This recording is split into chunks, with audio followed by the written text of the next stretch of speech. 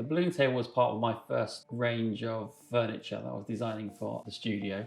I wanted to create magic with furniture. I wanted to make a table that just felt like it was floating in the air. I've always been interested in like the power of illusion, the power of that to grip your attention. One of the ideas I came up with was to have something underneath it pushing it up. I chose to use a balloon in this design firstly because they float and levitate, but along with that they conjure up the idea of childhood, magic, parties.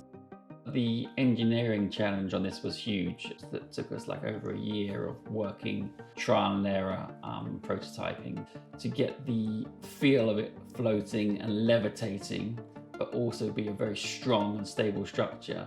The materials in the balloon table are glass, copper, spun brass, stainless steel, resin composites, gold plating and silver plating.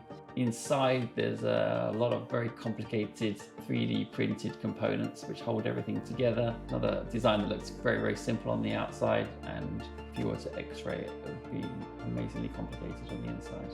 This went viral, and at that time it was still just at its design stage. We hadn't worked out the engineering for it, which really put the pressure on us to actually find a way to make this work and get the finished piece out there, which we did, and it's been a huge success ever since. We've got many different variations of tables, so side tables and dining tables and coffee tables, and different finishes, also sculptural pieces.